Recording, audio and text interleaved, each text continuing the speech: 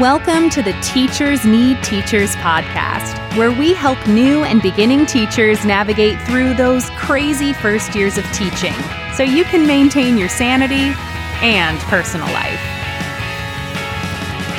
Here's your host, Kim Lapre.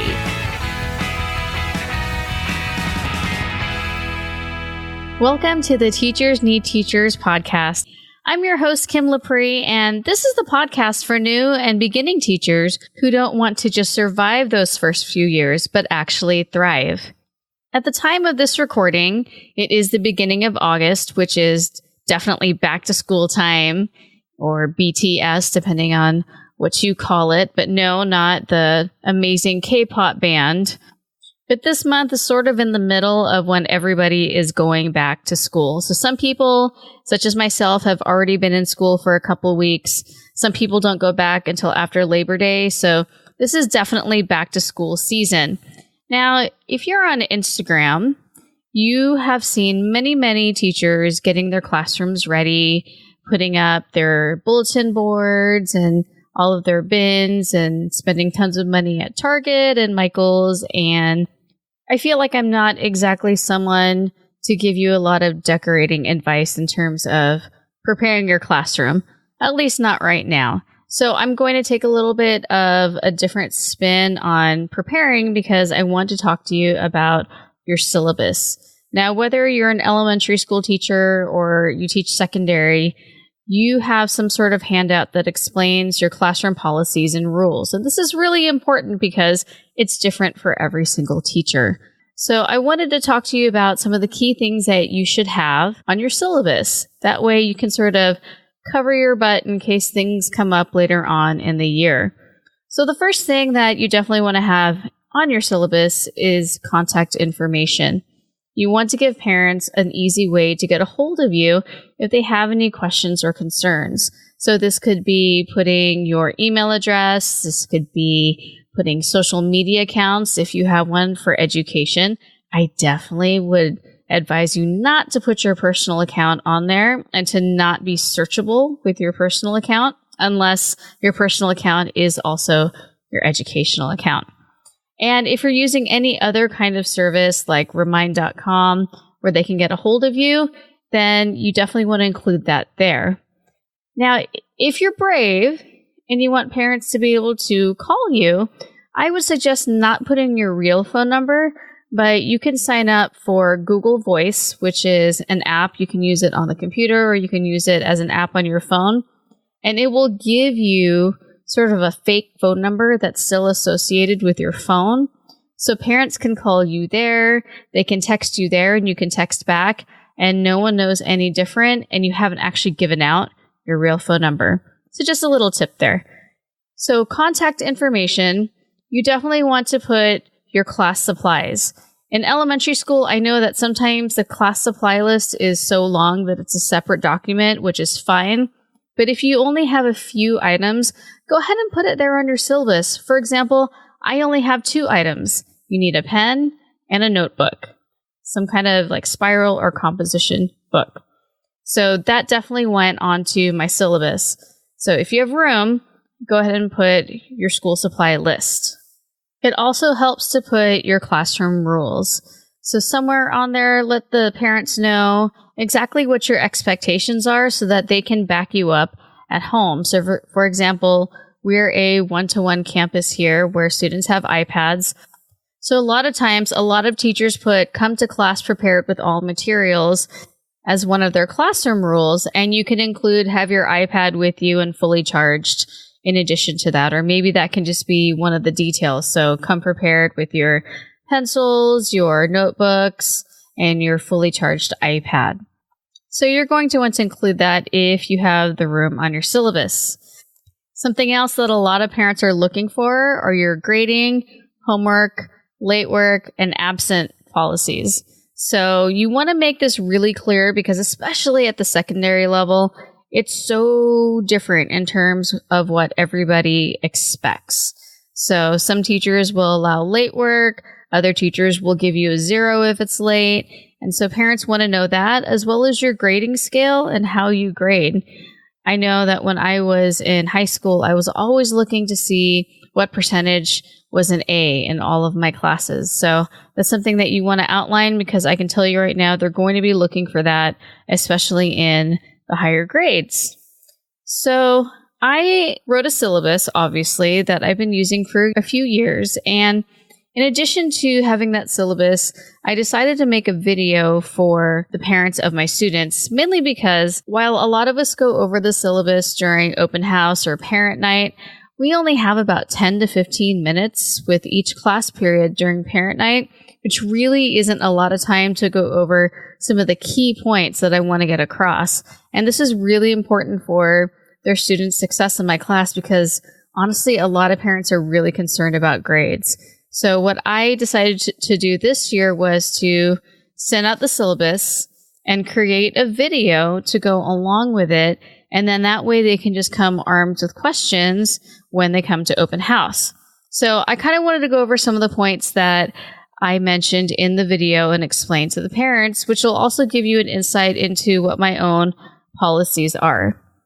So first, as I mentioned before, I require very few materials for my class, mainly because, as I mentioned, we're a one-to-one campus. And so while I do have a lot of the material on the iPad, I still like them to write. And I only like them to write in pen. We use pen in the real world, and my eyesight is kind of going. So it's hard for me to read their middle school scrawl in pencil. So pens are definitely a requirement. I don't care if they have whiteout or erasable pens. That's fine. Then I covered my online gradebook, which is Jupyter Ed, as well as how I use Google Classroom. So if you have something similar where you use Google Classroom or some kind of LMS, you want to mention that in your syllabus as well, and maybe even have a tutorial somewhere, like a video or written tutorial on how to use that, so that they can maximize the parent side of that LMS. So I told the parents that I disseminate assignments through Google Classroom, but grades are in Jupyter Ed. So that way they know where to look depending on what they're looking for, if they're trying to find out what their student missed when they were absent or how they're doing on their grades. So that's something that you also want to think about when you're doing your syllabus. So for my grading policy, and this is a point of contention for a lot of parents at the middle school level and high school level. So for my grading policy, I was very specific about how I grade citizenship and how I grade scholarship. So for me, with citizenship grades, this is what I use for participation and attendance and timeliness of grades. And so when a student fails to submit an assignment on the due date, I don't dock points in their scholarship grade. I dock it in their citizenship grade. And here's why. My students are only in 7th grade. And to me, it's kind of silly to alter their scholarship grade or their grade on a particular assignment based on their time management skills. I mean, they're going from having 1 teacher, maybe 3 in elementary school, to 7 teachers in middle school with 7 different sets of expectations. And this is a really pivotal year. And if we're not forgiving while still holding them accountable, they could really end up hating school forever after this point, honestly. So it just seems kind of ridiculous to me to grade them on their time management skills, especially, some of them don't even have parents at home all the time to help them manage all of their assignments and their homework and feeding themselves and doing all of their activities. So how can I ding them for not having that kind of support? It really does take some parental support to get a student organized. Plus, if the student submits quality work a day late, the quality of that work doesn't diminish. So it just doesn't seem to make sense for me to dock their scholarship grade. Therefore, every time a student turns in an assignment late, their citizenship grade decreases by a percentage point. As well as if they have excessive tardies and absences, this also lowers their grade because they're not there to participate and receive my instruction. I mean, a student who wants to do well in school has to actually be in school.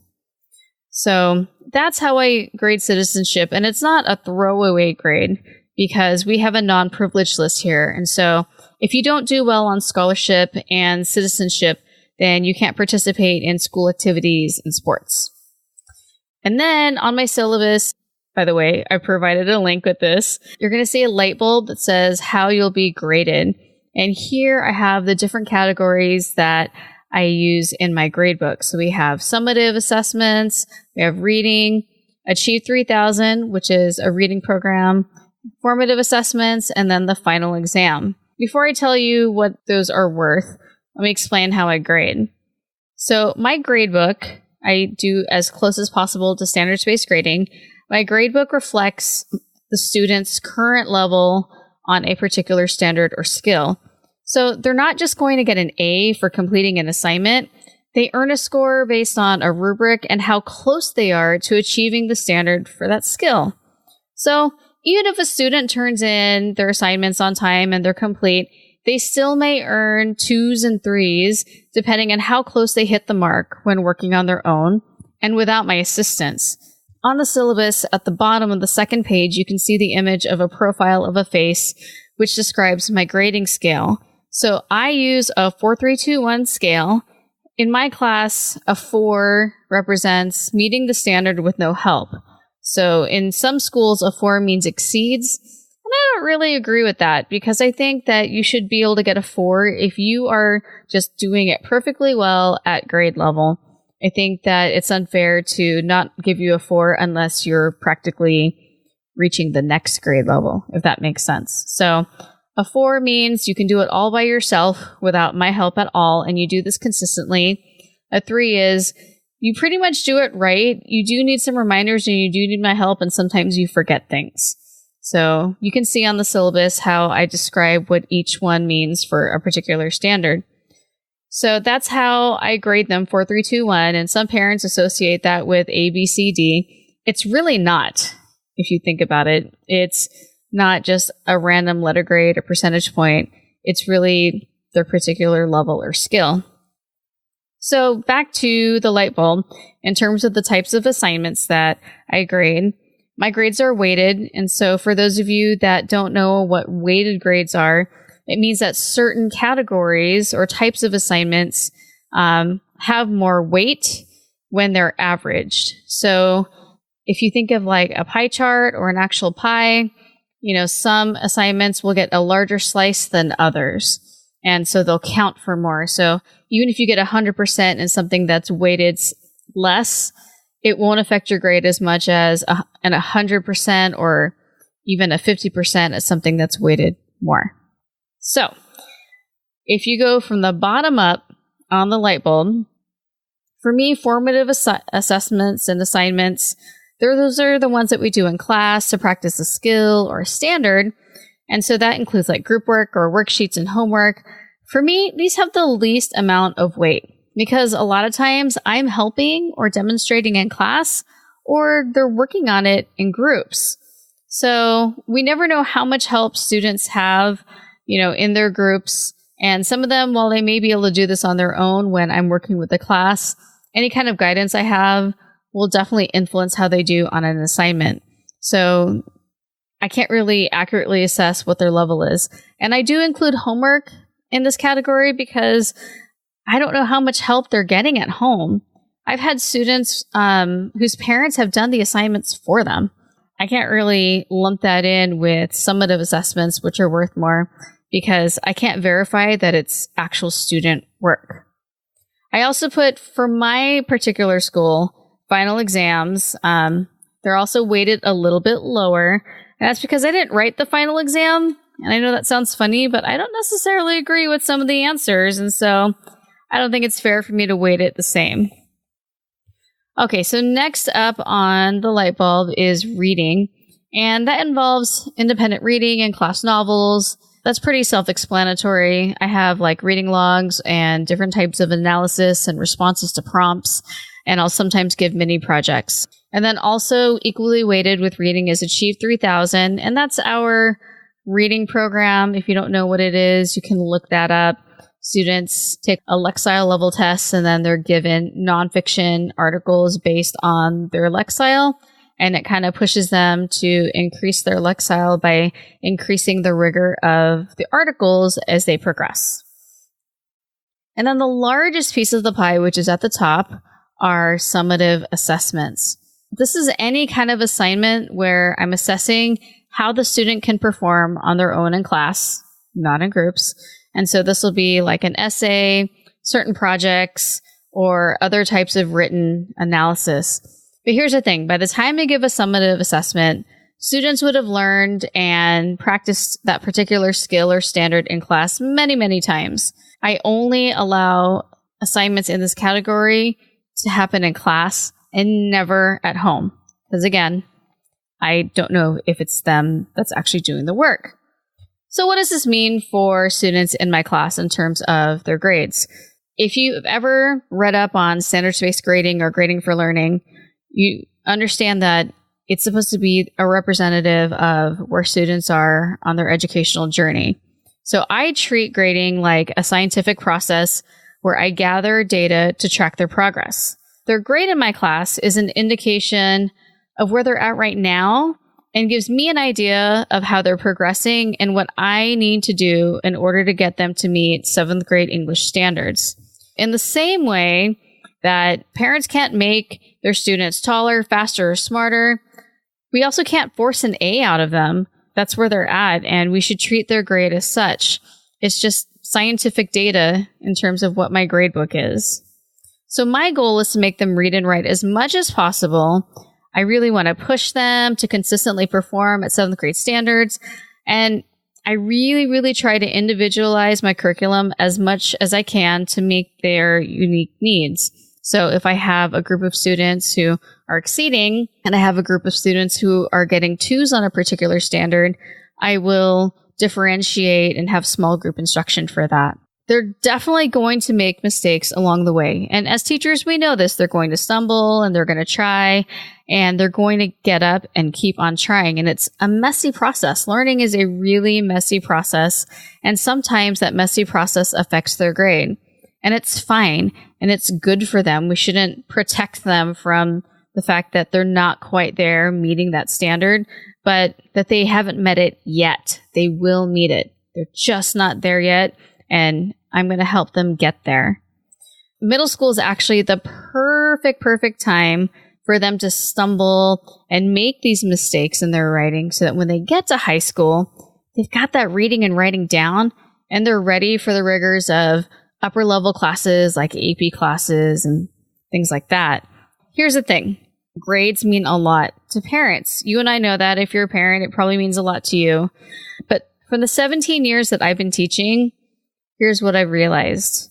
When my students receive too much pressure about their grades, they get anxiety and they may suffer from depression. And worst of all, they'll do horrible things like cheat. The more pressure they get, the more likely they're going to cheat. And the thing is, I'm really, really good at catching cheating. And anytime I catch cheating, it results in an F on that assignment. And also it lowers their citizenship grade. And in the end, it's just not worth it. But the kids can't help it because they're really worried about the repercussions from their parents for not getting an A. I mean, it might sound like I don't care about grades, and I'm going to be honest with you guys. I really don't. What I care about is that my students leave my class at the end of 7th grade as a stronger reader, writer, and critical thinker. I care about their progress, not perfection. For parents who want to help their students or for parents who want their students to improve their grade, the only thing that they can do in my class is redo and revise assignments. That's it. So if they don't like something that they see, if there's a 2 or a 3 on an assignment, they come to me and we work out how they're going to revise that in my presence, not at home. But a lot of times they ask for extra credit and I don't offer extra credit. I feel like that just pads their grade and gives us all a false sense of where they're at academically. Sure, if they have a 2 or a 3 and I give them extra credit and now their grade says 4 or an A, we know it's not real. We know we're just fooling ourselves into thinking that they're at 7th grade standard when they're not, and then they become complacent and don't try anymore. So I don't give extra credit at all. The grade that you see is the level that you're at. I don't know if you necessarily need to go that in depth when you're explaining grades with your parents, But it is important that if you have a certain grading policy that anyone has ever questioned, or that you anticipate that people are going to sort of grumble or scratch their heads about, you definitely want to come prepared with a response. So some people think that, grading policies are too harsh. Well, come up with a reason as to why you grade that way. And some people think that the way that I grade is not the real world and that it's too easy. And I have my explanation for it and I stand by it. So whatever you put on that syllabus, you need to be able to stand behind it. Now, another thing that you want to do is you also want to run your syllabus by your administrator, not because they need to approve it, but just to let them see what it's like. And if there's anything that goes against school or district policy, you're going to have to change that. So, for example, for us in my district, for every day that you're absent, you get 1 day to make up that work. Well, if you say that, if you're absent, you have to still do it at home and look at Google Classroom and figure out what it was and you don't get an extra day, that would go against our district's policy in terms of being absent. Just run it by them, see if they can stand behind you on some of the more controversial things if you have those, and maybe even have another colleague take a look at it. Something that they like to do in my district is they like to have the teachers in a certain grade level and a certain subject compromise and get behind similar grading policies. That way, if one teacher seems like they're a lot easier than another, then parents won't teacher hop in an effort to have their student have an easier teacher so they can get an A. So that's something that you want to talk to your department or grade level team about. Maybe you already do have common grading policies, and it's a win-win.